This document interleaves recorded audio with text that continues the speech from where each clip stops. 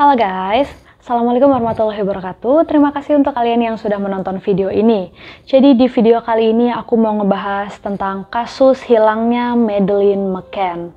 Madeleine Beth McCann atau Madeleine McCann lahir di Lancaster, Inggris pada tanggal 12 Mei tahun 2003. Ibunya bernama Kate McCann dan bapaknya bernama Gary McCann.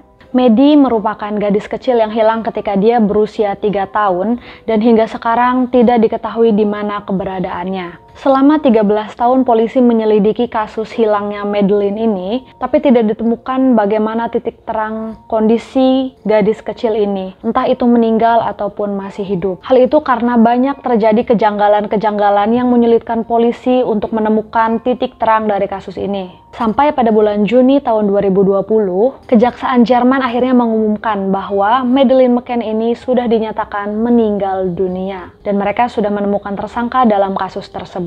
Nah, sekarang kita masuk ke kronologi hilangnya Madeleine McCann.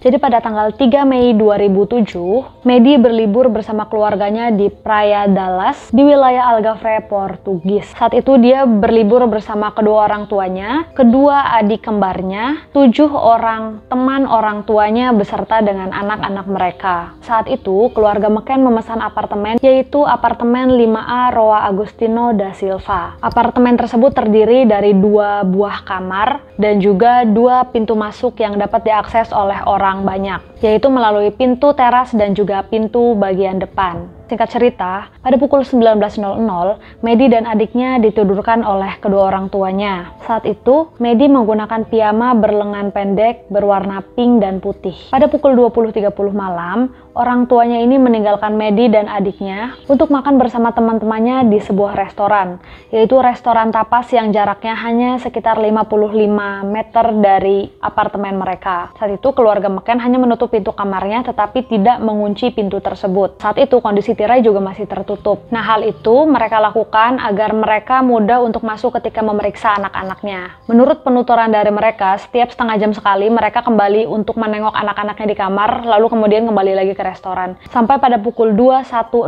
malam, ayah Madeleine memeriksa ke dalam kamar anak-anaknya, dan saat itu semuanya baik-baik saja. Anak-anaknya sedang tertidur pulas. Tetapi pada saat itu, pintu kamarnya itu agak sedikit terbuka. Lalu dia menutupnya dan kembali ke restoran tanpa curiga terjadi apa-apa kepada anaknya. Pada pukul 21.30 malam, Matthew Oldfield yang merupakan teman dari orang tuanya Maddie memeriksa kamar anaknya yang kebetulan sebelahan dengan kamar keluarga McCann ini. Saat itu, dia melihat posisi pintu kamar keluarga McCann ini sudah terbuka lebar.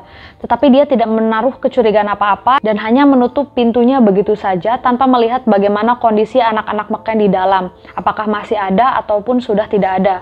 Jadi dia cuma nutup pintu, kemudian dia balik lagi ke restoran tanpa rasa curiga sama sekali. Kemudian pada pukul 22.00 malam, Kate memeriksa ke dalam kamar anak-anaknya. Nah, saat itu, posisi jendela kamar tidur dari anak-anaknya dan juga tirainya terbuka lebar dan Maddie tidak ditemukan alias hilang. Akhirnya Kate langsung pergi ke restoran untuk memberitahu teman-temannya yang lain bahwa Maddie hilang. Kemudian pada pukul 22.10 malam, ayah Maddie ini meminta bantuan dari Matthew Oldfield untuk melaporkan kasus hilangnya Maddie kepada pihak resepsionis resort. Pada pukul 22.30 malam, para staf dan juga tamu lainnya membantu melakukan pencarian di seluruh area resort, tetapi Maddie tidak ditemukan sama sekali. Kemudian pada pukul 23.10 malam, polisi Portugis datang untuk melakukan pencarian dengan membawa 2 anjing pelacak, menyisir seluruh area apartemen dan juga wilayah yang ada di sekitarnya, tapi hasilnya nihil, tidak ditemukan sama sekali. Nah, saat itu, petugas kepolisian dianggap lalai karena tidak segera menyebarluaskan kabar hilangnya Maddie dan juga deskripsi gambar Maddie kepada polisi yang ada di perbatasan, ataupun ke pihak yang bersangkutan lainnya. Bahkan, polisi ini juga nggak ngecek ke rumah-rumah warga yang ada di lingkungan apartemen tersebut. Nah, polisi juga nggak mewawancari orang-orang yang ada di sekitar TKP pada saat kejadian. Itu kan teledor banget ya. Hal itu menyebabkan Maddie sulit ditemukan. Nah, yang lebih teledornya lagi nih, polisi ini ketika tahu Medi hilang, mereka tidak segera mengamankan TKP. Sehingga akhirnya banyak orang asing yang tidak berkepentingan masuk ke dalam kamar tersebut, sehingga membuyarkan bukti-bukti yang seharusnya bisa ditemukan di TKP. Nah, situasi serupa juga muncul nih di luar apartemen. Jadi orang-orang banyak berkerumun di pintu depan 5A yang merupakan apartemen dari keluarga McCann, termasuk di samping jendela kamar tidur anak-anak, yang mungkin saja bisa jadi itu ada sidik jari dari si pelaku penculikan tersebut. Bahkan ada juga seorang petugas kepolisian yang mencari sidik jari tanpa menggunakan sarung tangan. Menurutku itu hal yang sangat teledor yang dilakukan oleh seorang petugas kepolisian ya. Kenapa? Karena sidik jari itu sangat penting ketika ada suatu kejadian kriminal. Sedangkan mereka mencari sidik jari pelaku, tapi mereka sendiri nggak pakai sarung tangan, ya otomatis sidik jari mereka bisa aja nempel ke barang bukti itu kan. Nah, itu jelas bakal berpengaruh kepada hasil penyelidikan untuk menemukan Medi ini. Jadi makin sulit deh itu ketemu karena banyaknya DNA yang tertempel di barang-barang bukti. Selanjutnya kita masuk ke suspek pelaku yang kemungkinan besar terlibat dalam kasus ini.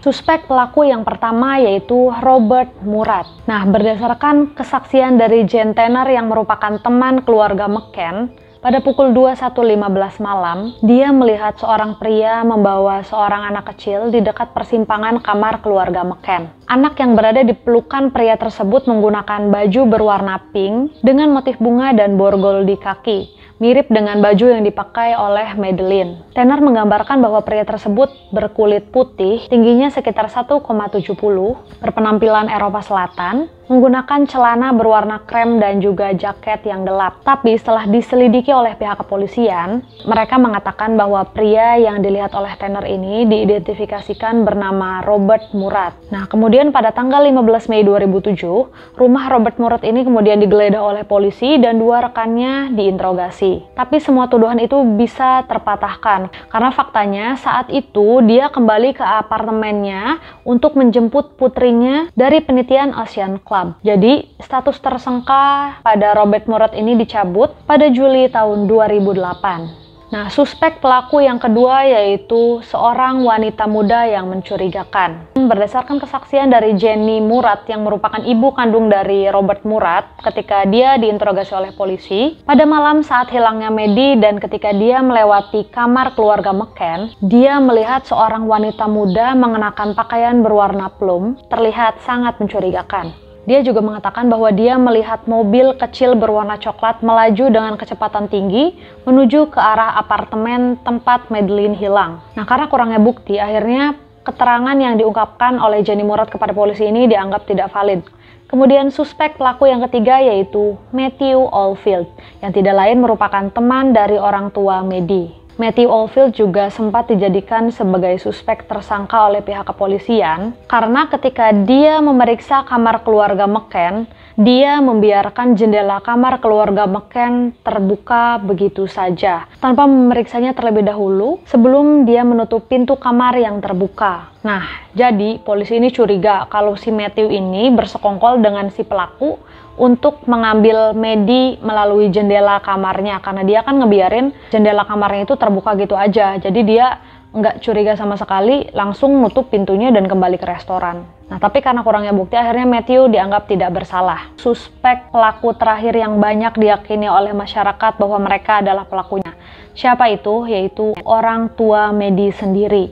Bahkan polisi Portugis juga sempat mencurigai mereka bahwa mereka adalah pelaku hilangnya Medi. Nah, hal itu karena setelah kejadian hilangnya Medi, mereka mengundang banyak sekali pihak pers dengan tujuan untuk menemukan anaknya. Tapi kenyataannya justru berbanding terbalik. Karena orang tuanya ini mengundang pers, akhirnya hal itu memicu munculnya kerumunan di area TKP yang harusnya bisa mengumpulkan banyak barang bukti untuk memecahkan kasus tersebut. Selain itu, kecurigaan lain juga menguat kepada ayah kandung dari Medi, yaitu Gary McCann. Hal itu karena ketidaksinkronan jawaban yang dikatakan oleh Gary McCann ini ketika dilakukan wawancara oleh pihak kepolisian. Pada tanggal 4 Mei tahun 2007, Gary McCann ini memberikan pernyataan kepada polisi bahwa ketika dia memeriksa kamar keluarganya, dia masuk melalui pintu depan. Sedangkan ketika dia diwawancari pada tanggal 10 Mei tahun 2007, dia mengatakan bahwa dia masuk ke dalam apartemen 5A melalui pintu belakang. Jadi di situ aja udah kelihatan nggak sinkron jawabannya. Kok bisa? Wawancara pertama dia mengatakan bahwa dia memeriksa anaknya ini melalui pintu depan. Tapi pas wawancara kedua, dia bilang kalau dia memeriksa anaknya dengan masuk lewat pintu belakang. Nah, kok bisa kayak gitu? Itulah salah satu alasan kenapa polisi curiga dengan ayahnya, Maddie. Nah, kecurigaan lainnya juga mengarah kepada ibu kandung dari Maddie, yaitu Kate McCann. Kenapa? Karena anehnya ketika Kate ini menemukan Maddie tidak ada di dalam kamarnya, dia kok bisa-bisanya langsung lari ke restoran dan meninggalkan kedua anaknya yang lain begitu saja untuk memberitahu kalau Maddie hilang. Kenapa dia nggak nelpon aja ke teman-temannya yang lain untuk ngasih tahu kalau Maddie hilang? Kecurigaan lainnya juga muncul karena Gary memberikan pernyataan kepada polisi bahwa ketika dia meninggalkan kamarnya, dia sudah menutup jendela kamarnya dari arah luar. Sedangkan berdasarkan hasil penyelidikan yang dilakukan oleh polisi di TKP, mereka menyatakan bahwa jendela itu tidak bisa dibuka dari arah luar, melainkan jendela itu harus ditarik dengan menggunakan tali dari arah dalam. Dan saat itu juga di TKP nggak ditemukan adanya kekerasan untuk memaksa membuka jendela tersebut. Jadi kok bisa? Gary bilang kalau jendelanya ini bisa dibuka dari arah luar. Kecuali keluarga McCann ini memang membiarkan anaknya diambil oleh orang tersebut dengan sengaja. Nah, walaupun terdapat banyak ketidaksinkronan jawaban yang diutarakan oleh orang tuanya itu ketika diselidiki, tapi polisi tidak memiliki banyak bukti, guys. Jadi orang tuanya ini tidak bisa ditangkap. Nah, karena belum ditemukannya tersangka dalam kasus hilangnya Madeleine McCann ini, akhirnya pada tanggal 28 Juni 2007, keluarga McCann menyarankan kepada polisi Portugis agar meminta bantuan dari Danny Kragel yang merupakan mantan perwira polisi asal Afrika Selatan yang diklaim memiliki perangkat genggam yang dapat menemukan orang hilang dengan menggunakan DNA. Tapi menurut ilmuwan, hal itu tidak mungkin dilakukan untuk menemukan di mana keberadaan Maddie. Jadi polisi Portugis akhirnya malah curiga ke orang tuanya Maddie ini bahwa Kragel ini cuma dijadikan sebagai kambing hitam mereka aja, biar kalau misalkan si Kragel ini menemukan mayatnya Maddie, jadi yang disalahin ya bukan mereka gitu. Karena saat itu kepolisian sudah menyisir hingga 15 km di wilayah pantai Praia Dallas di mana tempat Maddie hilang, tetapi tidak menemukan apa-apa. Pencarian pun dilanjutkan dengan meminta bantuan dari dua anjing pelacak yang bernama Kela dan Eddie. Kela merupakan anjing investigasi TKP yang akan menggonggong ketika dia menemukan bau darah manusia yang tercium oleh hidungnya. Sedangkan Eddie merupakan anjing yang akan menggonggong ketika dia menemukan mayat manusia atau bau dari mayat manusia. Entah itu mayatnya baru meninggal, sudah dikubur, ataupun di dalam air, Eddie ini bisa menemukan aroma mayat. Nah, kedua anjing tersebut tiba di Praia Dallas pada tanggal 31 Juli 2007. Kemudian mereka dibawa ke apartemen 5A, tetapi sayangnya tidak menemukan bukti apapun di sana. Kemudian pada tanggal 2 Agustus tahun 2007, polisi menggeledah rumah keluarga McCann di Rua des Flores yang disewa kedua pasangan itu setelah 24 hari anaknya menghilang. Tapi sayangnya kedua anjing itu tidak menemukan petunjuk apapun di sana. Sampai pada tanggal 6 Agustus tahun 2007, Eddie dan Kela ini dibawa ke sebuah tempat parkir bawah tanah. Saat itu ada 10 mobil yang terparkir di sana. Nah, salah satunya ini milik keluarga McCann dan juga Robert Murat. Keesokan harinya, Kela ini tiba-tiba menggonggong saat dia mendekati bagasi mobil milik keluarga McCann. Dia menggonggong ketika dia menemukan sebuah gantungan kunci yang tertutup oleh ember di dalam bagasi tersebut. Nah, di sana juga mereka menemukan rambut dari Madeleine. Akhirnya rambut dan juga barang bukti lainnya yang ditemukan oleh kedua anjing pelacak ini dikirim ke layanan ilmu forensik di Birmingham untuk dilakukan tes DNA. Pada tanggal 8 Agustus tahun 2007, hanya berdasarkan temuan bukti yang ditemukan oleh kedua anjing pelacak tersebut, polisi menyatakan bahwa kasus ini bukan merupakan penculikan, melainkan pembunuhan. Padahal saat itu hasil DNA posisinya belum keluar guys, tapi polisi nyimpulin gitu aja, tanpa bukti yang lengkap kalau menurutku.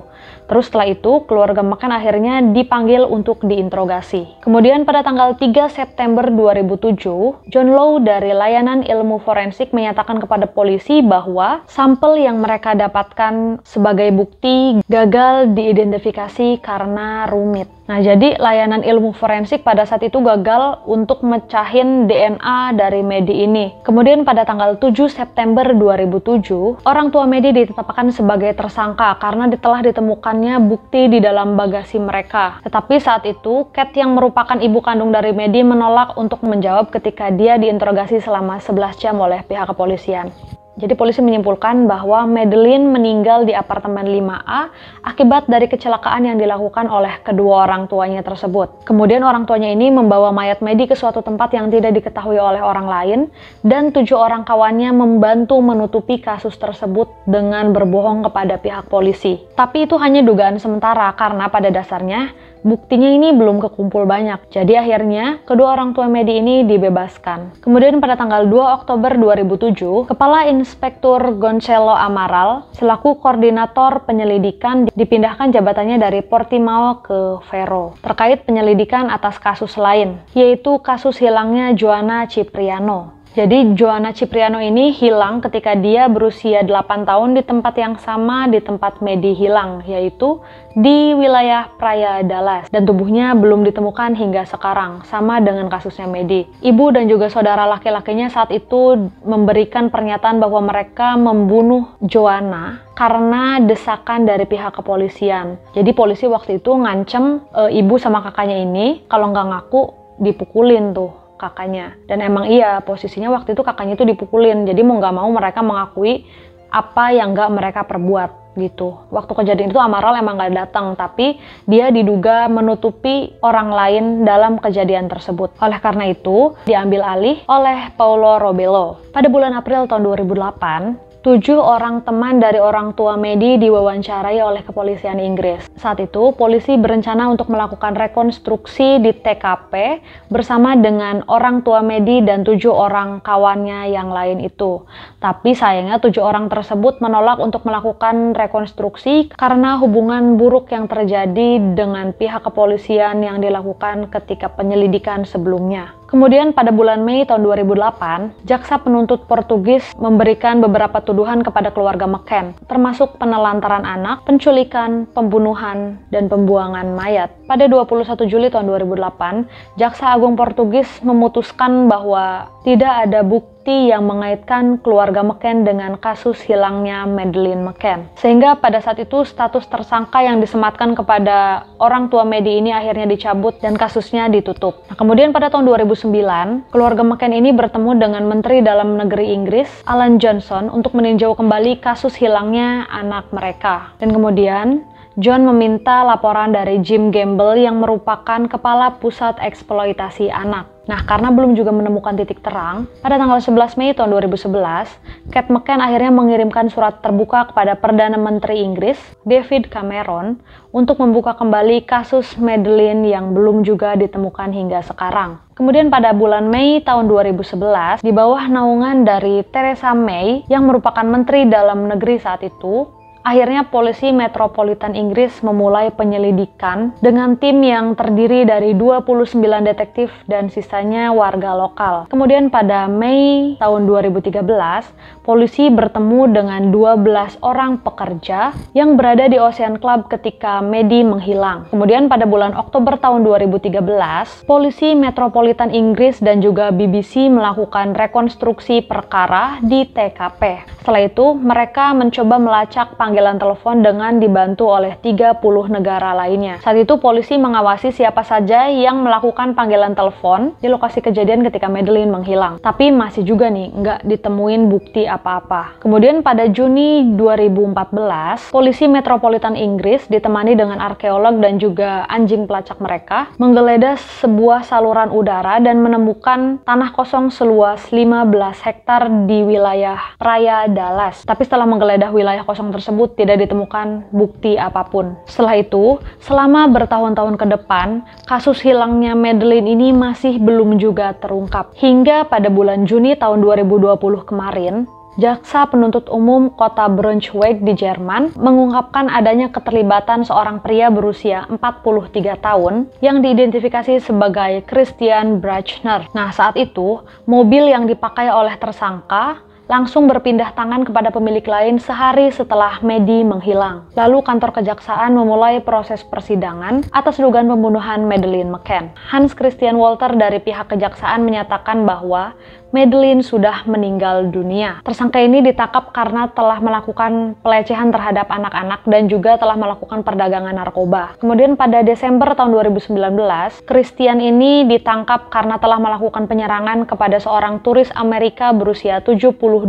tahun pada tahun 2005 di tempat Madeleine hilang, yaitu di wilayah Praia Dallas. Nah, dalam kasus tersebut juga ditemukan bukti berupa video dan kaset yang di dalamnya berisi video pemerkosaan seorang pria kepada wanita tua yang diikat di atas kasur.